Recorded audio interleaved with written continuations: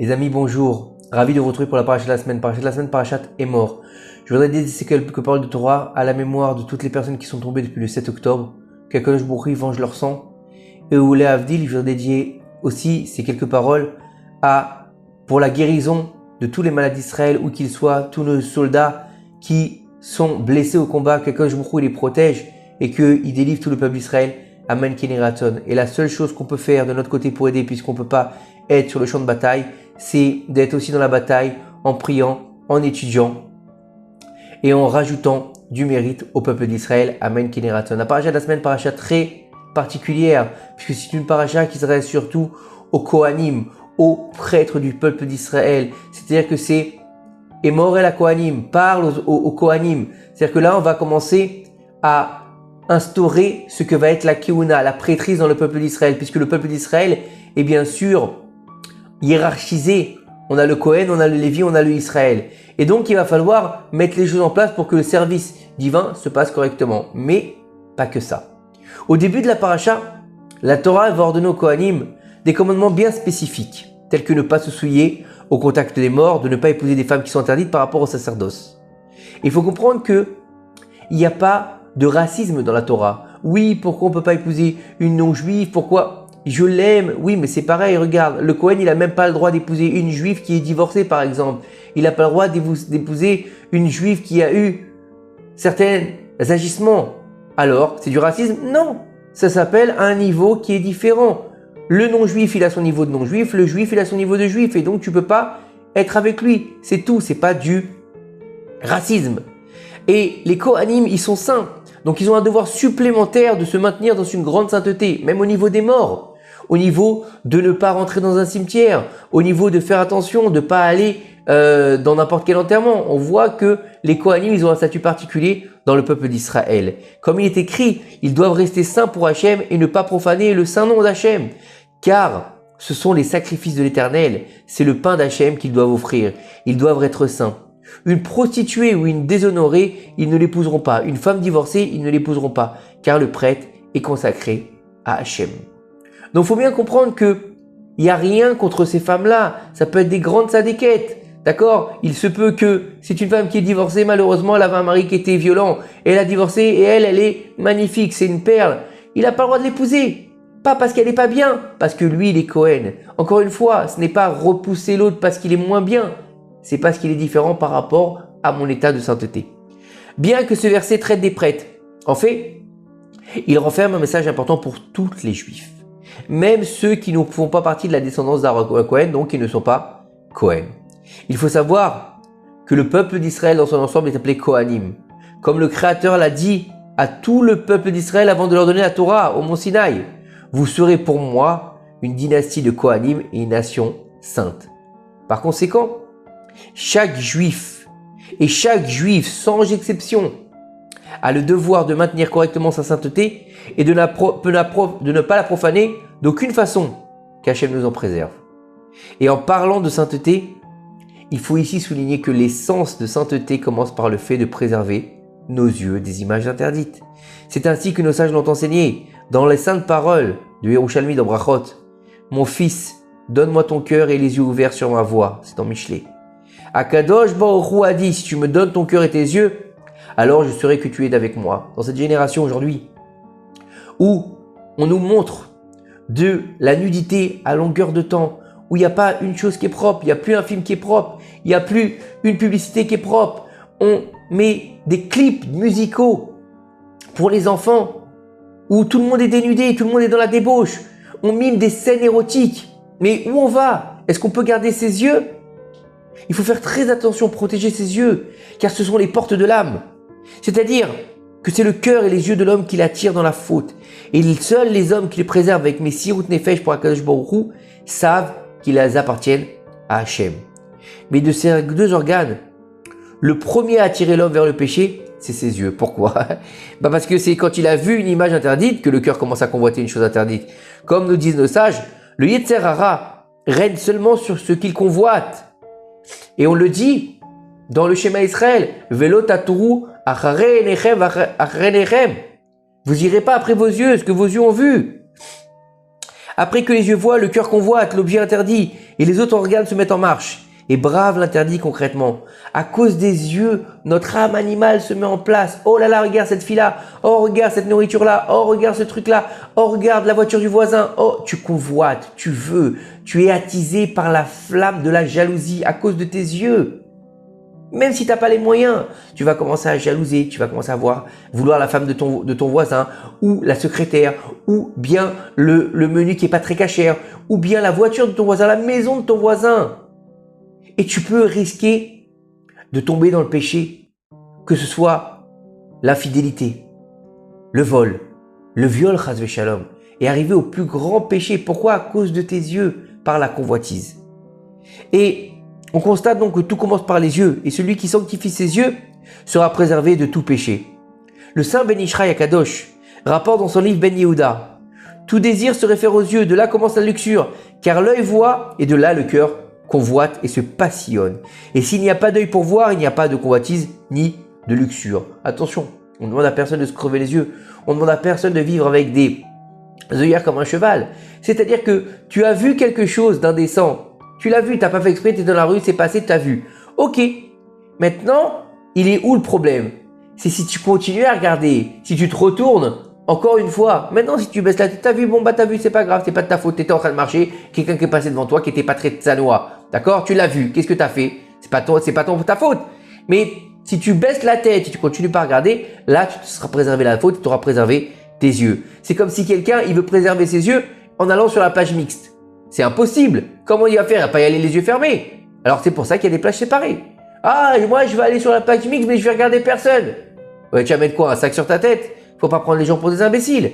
Faut protéger ses yeux, surtout dans cette génération où on nous bombarde d'images de toutes les secondes, toutes les minutes. On voit que dans les réseaux sociaux, surtout pour nos enfants, les fameux TikTok et Instagram, toute la journée, des femmes nues, de la violence, de la saleté. Et vas-y, et vas-y, et vas-y, je monte, je descends toute la journée, je regarde, et je regarde, je regarde. Je ne choisis même plus. L'algorithme, il décide pour la personne de ce qu'elle doit voir. Et il suffit qu'il soit tombé une ou deux fois sans faire exprès, c'est fini. Son algorithme, il va s'éveiller et son Yetzer Hara, il va s'éveiller au plus grand fantasme, aux plus grande violence de la débauche et de la luxure. Et il est écrit au sujet de la faute originelle. Elle vit qu'il était attrayant à la vue. Elle vit quoi? Le fruit défendu.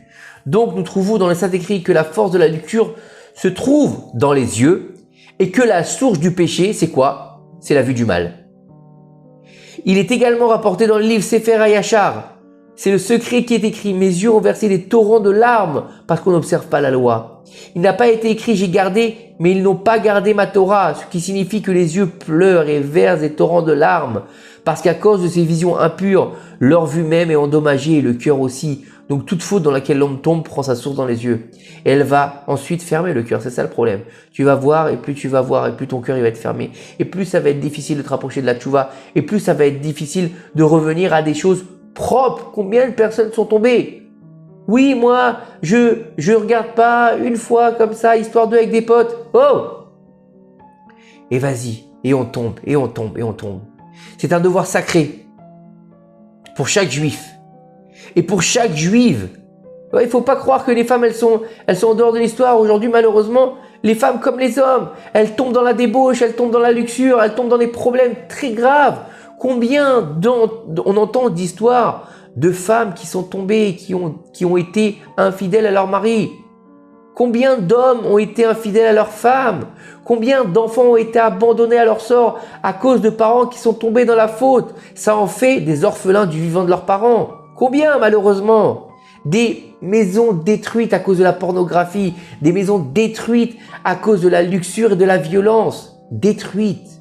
Des enfants qui sont tombés dans les endroits les plus infâmes, gloire à nous, que Dieu nous en préserve. Pourquoi? À cause de la vue, à cause des téléphones, à cause de leur laisser regarder n'importe quoi, à cause d'avoir une télé plus grande que la maison et que ce soit la babysitter des enfants. Et on ne regarde pas ce qu'ils regardent comme programme. Allez, regardez tout ce que vous voulez, à boire et à manger. Que Dieu nous en préserve. Et donc, c'est pas une mesure de piété réservée aux chassidim. C'est une interdiction explicite, formelle dans la Torah et vous ne vous égarez pas en suivant votre cœur et vos yeux qui vous entraînera à la débauche. Bien qu'une personne doive dans le cadre de sa vie quotidienne voyager en transport en commun, faire des courses au supermarché ou marcher, régler des papiers, à la banque, elle devra faire tous les efforts possibles pour abaisser ses yeux et ne regarder que ce qu'Akadosh Baruch Hu réprouve. D'accord? Ne pas regarder ce qu'Akadosh Baruch Hu réprouve, c'est très important. Surtout, les hommes qui étudient la Torah doivent savoir que chacun de leurs actes est soigneusement examiné par de nombreuses personnes qui les entourent. Lorsqu'un homme représente la Torah, agit avec sainteté et modestie et ne regarde pas les choses défendues, il arrive à sanctifier le nom d'Akadosh Baruch Hu dans sa bouche. Et ils diront tous heureux ces maîtres qui lui ont enseigné la Torah. Malheur aux hommes qui n'ont pas étudié la Torah. Un tel qui a étudié la Torah a vu quel point ses voies sont belles et quel point ses actions étaient des réparations. Comme c'est écrit dans les paroles de nos sages de Moar Béni dans Yoma. Pour preuve, une fois, nous avons reçu une lettre d'une femme pour différentes bénédictions et conseils. Ça, c'est le Rav Yoram qui raconte. Zichrono Livracha, que son mérite nous protège. Et elle demandait des bénédictions et des conseils. Entre autres choses, elle disait qu'elle travaillait comme caissière au supermarché et qu'elle arrivait clairement à identifier la Avrechim qui étudiait dans notre kollel Kolrina Pe'alim. Elle les connaissait à ce signe qu'ils baissaient les yeux, ne la regardaient pas et n'avaient pas de discussion inutile avec elle. Ces paroles ont été écrites par elle avec une grande admiration et ont entraîné très certainement la sanctification du nom divin. Quand le peuple d'Israël rencontre les vrais érudits en Torah, il les apprécie grandement et a un grand respect pour eux. Et aussi de les aider à maintenir leur sainteté. Faut pas croire que quand on voit quelqu'un qui baisse les yeux et qui ne regarde pas une femme, pas parce qu'elle le dégoûte ou pas parce qu'elle est moche ou pas parce que... Non, parce qu'il garde ses yeux, c'est sa sainteté. Et parce que sûrement c'est une femme mariée. Et on ne doit pas mettre ses yeux sur une femme mariée, chas v'shalom. À partir du moment où on lui a dit, où son mari lui a dit Aréat, mes koudichet, lis à moi, tu m'es sanctifié. Personne d'autre doit la regarder. Elle doit demander à personne d'autre de la regarder. Elle doit se faire belle pour son mari et pour personne d'autre. Une autre fois, dit le Rav Yoram, j'ai eu la chance de célébrer une choupa. Alors que j'étais prêt à célébrer la cérémonie du mariage, on m'a soudainement demandé d'attendre un peu car la mère de la mariée était un peu en retard. Bon. Au début, je ne savais pas ni comment, pourquoi elle était en retard. Et ce n'est qu'après coup que j'ai appris ce qui s'était passé. En fait, cette femme était venue à la salle à billets avec une robe pas du tout pudique. Et quand elle m'avait vu arriver dans la salle pour la célébration du mariage, elle avait eu une grande honte de se tenir comme ça devant moi sous la roupa. Alors elle s'est précipitée pour changer avec une tenue décente et avait tardé à en trouver une. Et cela se réalise, la règle enseignée par nos sages. Un homme se sanctifie un peu, on le sanctifie beaucoup. C'est-à-dire que lorsqu'un homme essaie de se sanctifier, ne serait-ce qu'un peu dans ce monde du ciel, il est aidé.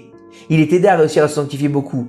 Ceux qui essaient vraiment de préserver leurs yeux se verront aidés du ciel et ne laisseront entrer dans leur cœur que des gens bienveillants qui les apprécieront et les aideront selon leurs besoins. Comme il est écrit dans la Gemara, où l'homme il veut aller molichinoto. Molichinoto, c'est-à-dire quoi?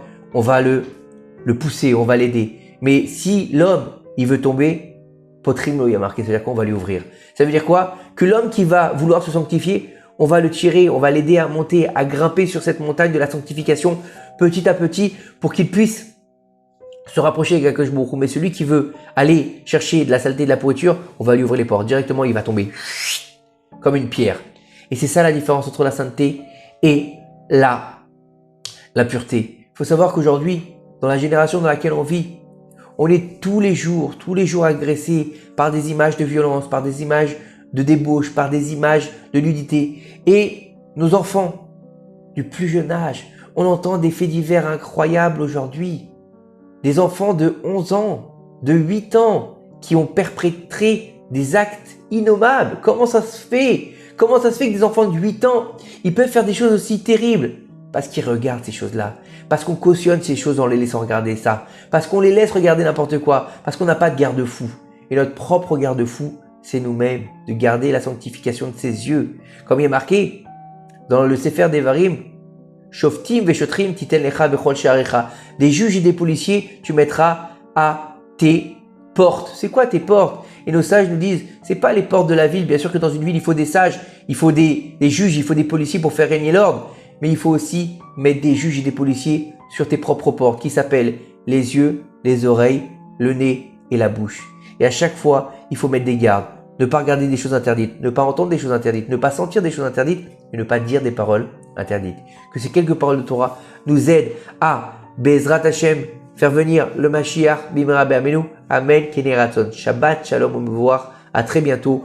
Partagez, diffusez un maximum de Torah et que ça aide notre peuple, le peuple d'Israël, à sortir vainqueur de cette guerre et de recevoir le Mashiach, Berachamim, Amen, Keneraton.